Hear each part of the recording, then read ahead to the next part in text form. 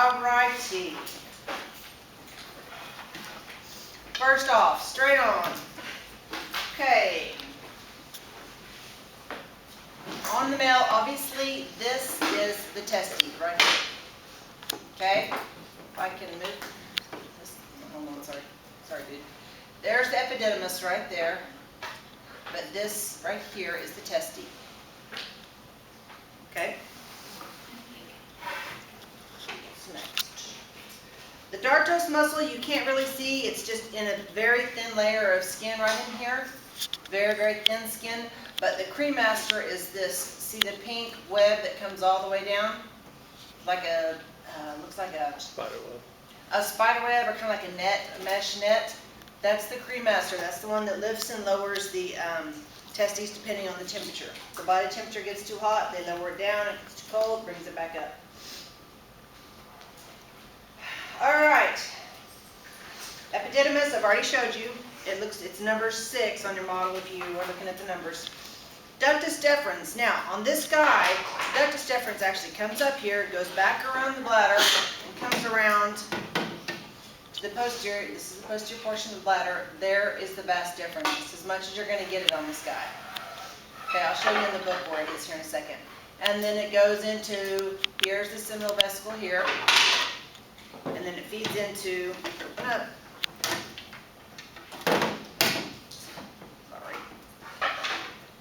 That seminal vesicle comes around here and feeds in here into the ejaculatory duct in the prostate gland. This is the prostate gland. Here's the prostatic urethra here. This right here is the ejaculatory duct in the prostate gland, and that's where it enters into the urethra and works its way out from there. Okay? So, in the picture, where you can actually see a vas deferens.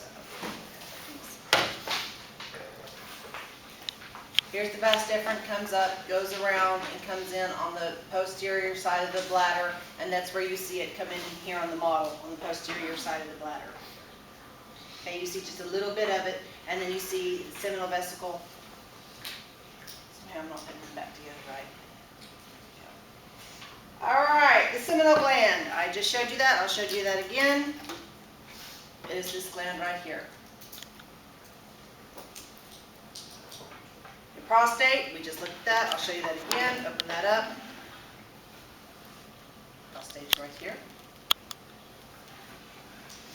Bulbourethral. If you look right below the prostate, there's a little bitty round piece-shaped gland. It's got a number 20, I think 5 on it. That's the bulbourethral gland. And then we know the urethra. Then, for the penis itself, okay, the corpus cavernosum is this portion here that has the little caverns. Okay, the corpus spongiosum is on the bottom here, where the urethra goes through. And then the glans penis is just the head, or the tip of the penis. Now, just a little food for thought. In anatomical position, the penis is erect. I don't know why, but he just is. So this guy, in anatomical position, his penis is erect. So actually, the dorsal side of the penis is the top, and the ventral side of the penis is the bottom. Make sense?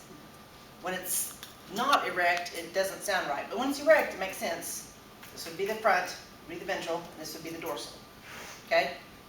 Just so you got it. Just so you understand how that's supposed to go. All right, I'll hand this back to you. And these models are kind of confusing. Make sure you get them back together. And try not to lose any penises. There's half a penis. All right, now the female. Give me a, you have a female? Is that a female or no? Yes, it's a female. Very good. Good identification. All right, on the female.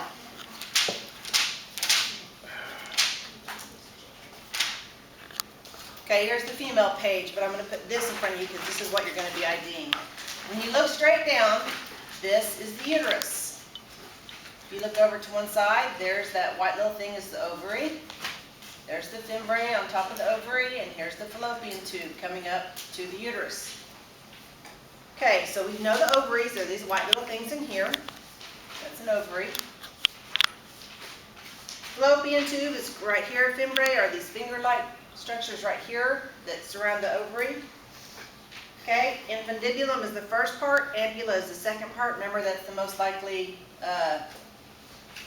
where fertilization occurs. Thank you. And then the isthmus is the smallest portion coming down here going into the uterus itself. All right, now when we open it up and look at the uterus, okay, obviously here's the rectum, here's the vagina here, here's the uterus. On the uterus here, I have endo, myo, and peri. Well, once again, those are just the surfaces. Peri is the outside, myo is the muscle of the uterus, and endo is the inside lining. Okay, here is the cervix. Right here, here is the vagina.